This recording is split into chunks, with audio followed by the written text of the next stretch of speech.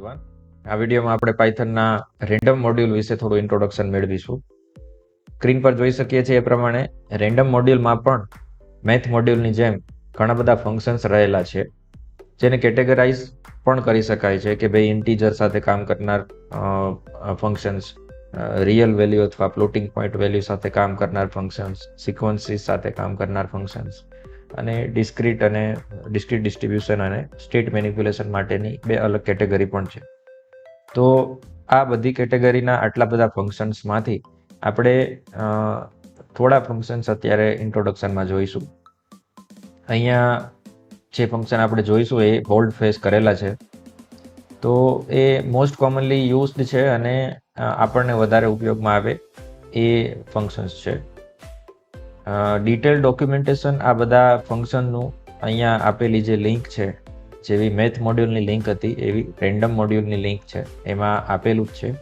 તો ડિટેલમાં આપણે જોવું હોય કે કઈ રીતે કામ કરે છે તો ત્યાં જઈને આપણે જોઈ શકીએ છીએ. હવે રેન્ડમ મોડ્યુલની જે વાત છે, તો રેન્ડમ મોડ્યુલ જે છે એ સુડો રેન્ડમ વેલ્યુ ક્રિએટ કરીને આપણને આપે છે અને એના પ્રકાર પણ હોઈ શકે ઇન્ટીજર અથવા ફ્લોટિંગ પોઈન્ટ. હવે એ સિવાય એ રેન્ડમલી સિક્વન્સીસમાંથી સેમ્પલ લેવા માટે પણ ઉપયોગમાં આવે છે, અથવા કોઈ પર્ટિક્યુલર વેલ્યુ એક સિંગલ વેલ્યુ સિક્વન્સમાંથી સિલેક્ટ કરીને આપણને આપે એના માટેના ફંક્શનાલિટી માટેના ફંક્શન પણ રેન્ડમ મોડ્યુલમાં આપણી પાસે છે. તો આ રેન્ડમાઇઝેશન જે છે એના વિશે ફંડામેન્ટલ ખ્યાલ આપણને યોગ્ય રીતે હોવો જોઈએ કે ભાઈ આ જે રેન્ડમ જે છે એ મશીનથી જનરેટ કરેલી રેન્ડમ વેલ્યુ છે, નેચરે આપેલી રેન્ડમ વેલ્યુ નથી. તો શું ડિફરન્સ છે? નેચરે આપેલી રેન્ડમ વેલ્યુ આપણે જો વાત કરીએ તો એ ટોટલી રેન્ડમ છે એવું કન્સિડર કરી શકાય, જ્યારે મશીને બનાવેલી રેન્ડમ વેલ્યુ હોય એ કોઈ સીડ પર ડિપેન્ડન્ટ હોય છે. તો એના લીધે એક લેવલે જોવા જઈએ તો એ પ્રેડિક્ટેબલ કહી શકાય.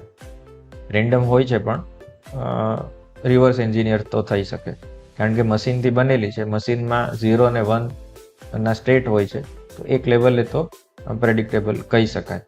તો એ સુડો રેન્ડમ વેલ્યુ છે. ઘણી વખત સેમ વેલ્યુ આપણે જોઈ હોય, વારંવાર આવતી હોય, તો એનું સીડ વેલ્યુ ચેન્જ કરવી પડે તો તમને નવી વેલ્યુ આપે, એવું પણ પ્રોબ્લેમ પ્રેક્ટિકલી જોવા મળી શકે. તો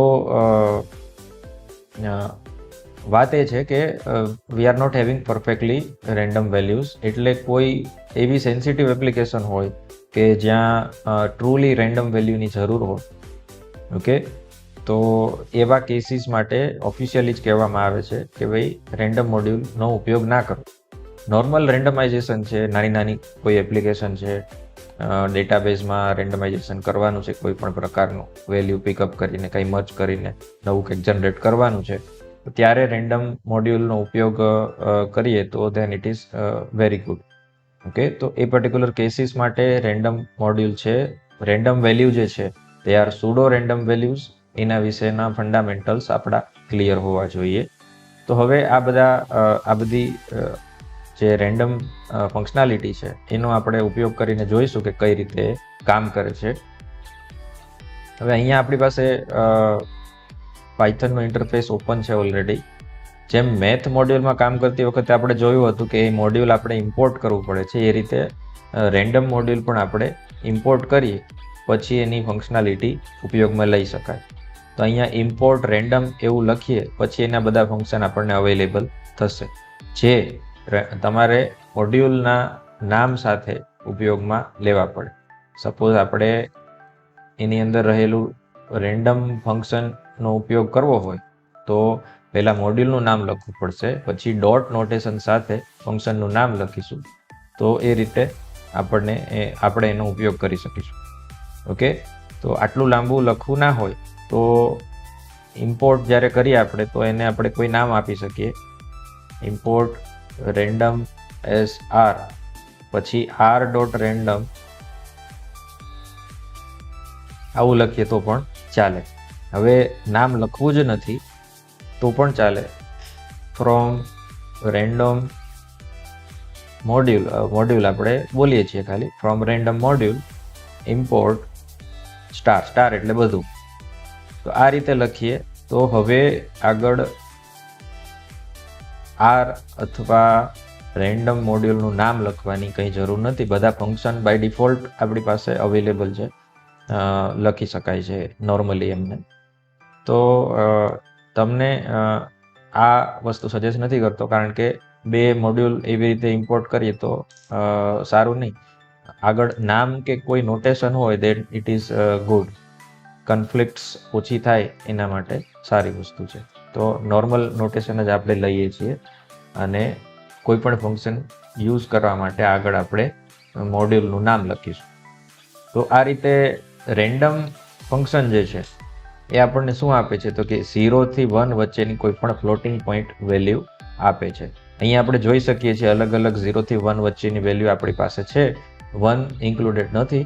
0 થી 1 વચ્ચેની કોઈ પણ ફ્લોટિંગ પોઈન્ટ વેલ્યુ આપણને આપે છે. હવે કોઈ રેન્જમાં મારે કામ કરવું છે 0 થી 10માં, તો આના આઉટપુટને આપણે 10 થી મલ્ટીપ્લાય કરીએ તો એ જ રેન્જ એક્સટેન્ડ થશે 0 થી 10માં. ઓકે, આ રીતે. તો આપણે રેન્જને મેનિપ્યુલેટ આ રીતે મેથેમેટિકલી કરી શકીએ છીએ. છતાં એવું છે કે કોઈ પર્ટિક્યુલર નંબરથી બીજા નંબર સુધીની રેન્જ આપણે જોઈએ છે, તો યુનિફોર્મ કરીને સેકન્ડ ફંક્શન છે રિયલ વેલ્યુ ડિસ્ટ્રીબ્યુશનની કેટેગરીમાં.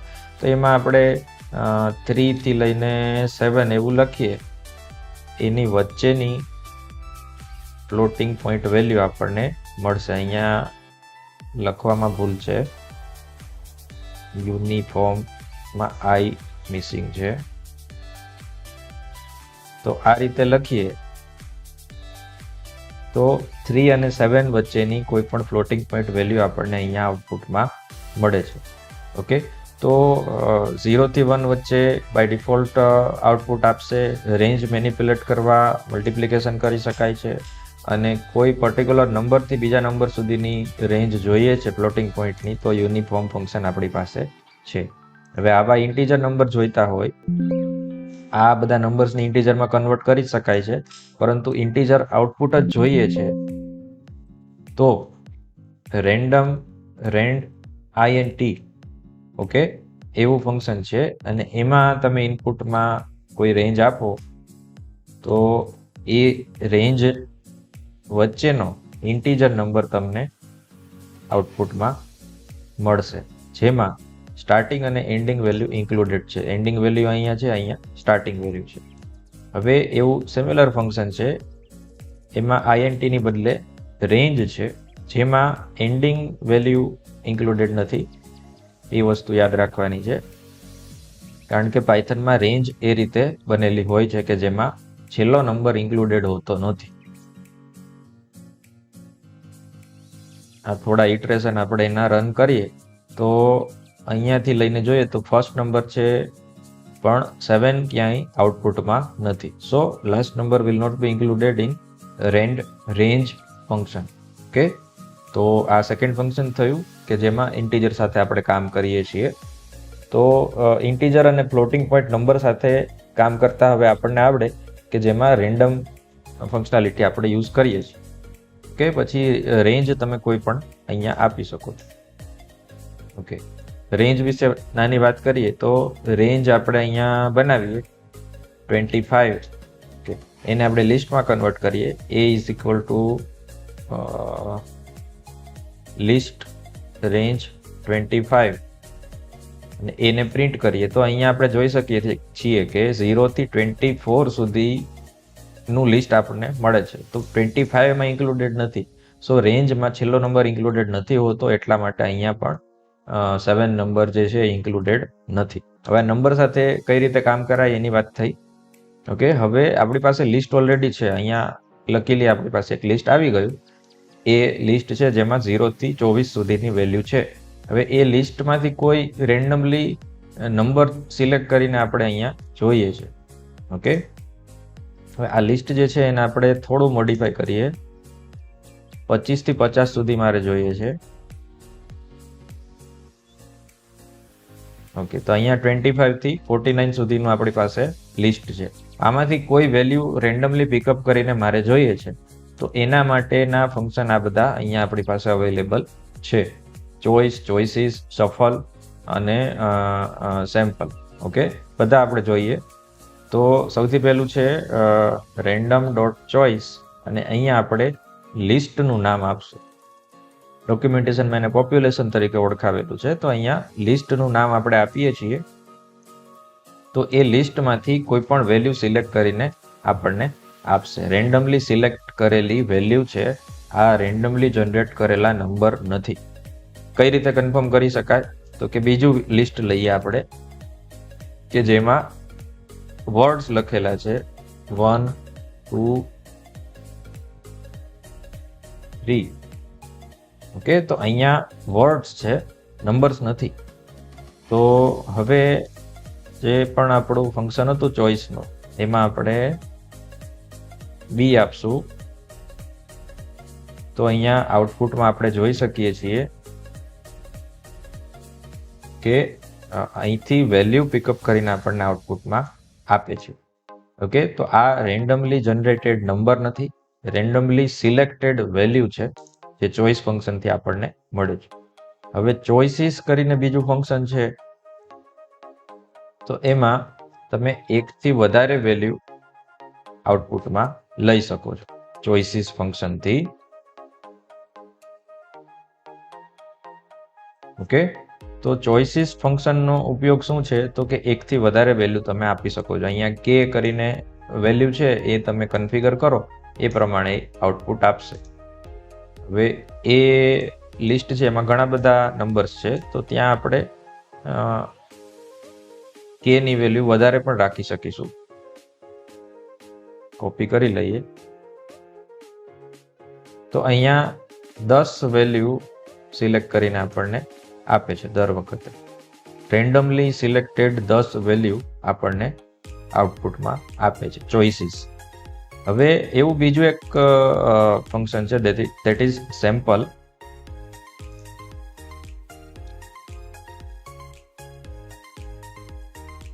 ઓકે, આના થોડા આઉટપુટ આપણે લઈ લઈએ. ઓકે, તો ચોઇસીસ ના આઉટપુટ અને સેમ્પલના આઉટપુટ બંને આપણને સરખા લાગે છે કે ભાઈ 10 આઉટપુટ 10 વેલ્યુ સિલેક્ટ કરીને આપણને એક લિસ્ટ બનાવીને આપે છે. પરંતુ બેમાં એક ફેર છે કે ચોઇસીસમાં સિલેક્ટેડ વેલ્યુ રિપીટ થઈ શકે છે, જ્યારે સેમ્પલમાં સિલેક્ટેડ વેલ્યુ રિપીટ થશે નહીં. પર્ટિક્યુલર આ 10 વેલ્યુમાં એક જ વેલ્યુ વારંવાર રિપીટ નહીં થાય.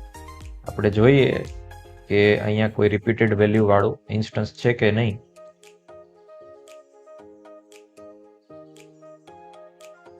હા, જો અહીંયા 47 બે વખત આવે છે ચોઇસીસના આઉટપુટમાં. સો એમાં રિપીટ થાય છે.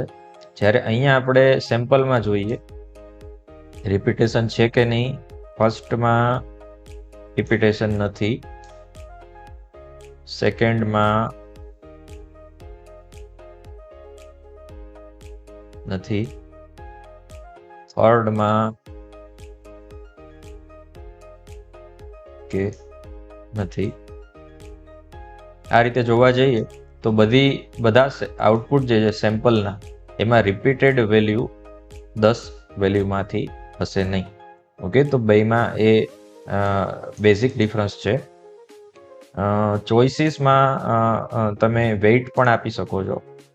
તો કઈ રીતે લખાય ફક્ત એ ડિસ્કસ કરીએ.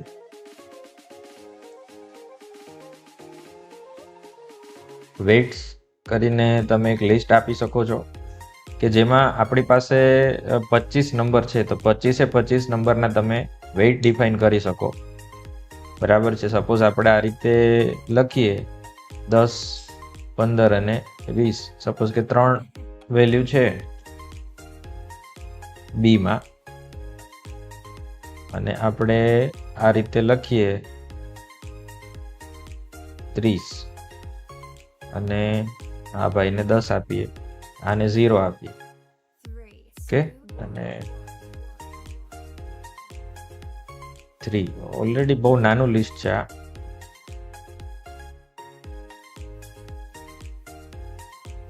વેઇટ્સ ની બદલે વેઇટ આવશે.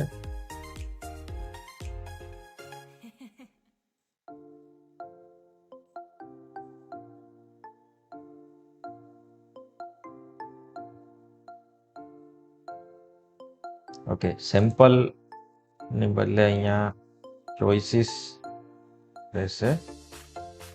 ઓકે, તો ચોઇસીસ ફંક્શનમાં વેઇટ્સની જે ફંક્શનાલિટી છે એના લીધે સેકન્ડ એલિમેન્ટને આપણે 10નું વેઇટેજ આપેલું છે અને થર્ડને 30નું વેઇટેજ આપેલું છે અને ફર્સ્ટને 0, એટલે ફર્સ્ટ લેવાનું જ નથી.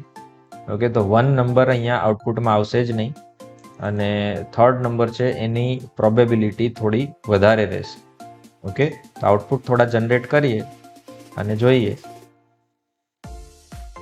તો અહીંયા બધા આઉટપુટમાં આપણે જોઈ શકીએ છીએ ફર્સ્ટ નંબર લગભગ છે જ નહીં. ઓકે, અને થર્ડ નંબર છે એની પ્રોબેબિલિટી આપણે વધારે રાખેલી હતી, તો 3 જે છે એ તમને વધારે જોવા મળશે. ઓકે, તો આ રીતે વેઇટેજ પણ આપણે આપી શકીએ છીએ વેઇટ્સ પેરામીટરથી. પણ આમાં જેટલા એલિમેન્ટ્સ છે એ બધાને વેઇટ્સ આપવા પડશે. બધાના વેઇટ્સનું કેલ્ક્યુલેશન ટોટલ ગણીને એ પ્રમાણે એનો રેશિયો નક્કી થશે, એ પ્રમાણે આઉટપુટ આપણને મળશે. તો આ ચોઇસીસની અંદર રહેલું વેઇટ્સનું પેરામીટર હતું. હવે લાસ્ટ જે છે દેટ ઇઝ સફલ ફંક્શન. એ આખા લિસ્ટને સફલ કરી નાખશે. હવે આપણી પાસે એ લિસ્ટ છે, ઓકે, કે જેમાં 25 થી લઈને 49 સુધી સિક્વન્સમાં રહેલા બધા નંબર છે. હવે આપણે રેન્ડમ ડોટ સફલ અને એમાં ઇનપુટમાં એ આપી દઈએ. હવે એને આપણે જોઈએ તો હવે એની અંદર રહેલા બધા એલિમેન્ટ રેન્ડમલી સફલ થઈ ગયેલા છે, જે આપણે અહીંયા જોઈ શકીએ છીએ. ફરીથી એક વખત સેમ ફંક્શન રન કરીએ અને એને પ્રિન્ટ કરીએ તો જોઈ શકીએ છીએ આપણે કે ભાઈ 48 થી સ્ટાર્ટ થાય છે, અહીંયા 27 થી સ્ટાર્ટ થાય છે. તો આ રીતે આખા લિસ્ટને રેન્ડમાઇઝ કરી શકાય છે. તો સિંગલ રેન્ડમ નંબર ફાઇન્ડ કરવો, ઇન્ટીજર અથવા ફ્લોટ, પછી સિક્વન્સીસ જે છે એમાંથી રેન્ડમલી નંબર સિલેક્ટ કરવો, એમાંથી રેન્ડમલી સ્લાઇસીસ મેળવવા રિપીટેડ અથવા નોન રિપીટેડ એલિમેન્ટ્સના, અને આખા લિસ્ટને રેન્ડમાઇઝ કરવું. આટલા ફંક્શન આપણે જોયા રેન્ડમ મોડ્યુલમાંના, જેનાથી આપણા મોસ્ટ કોમન રેન્ડમાઇઝેશનને રિલેટેડ ટાસ્ક આપણા સેટિસ્ફાય થઈ શકે છે.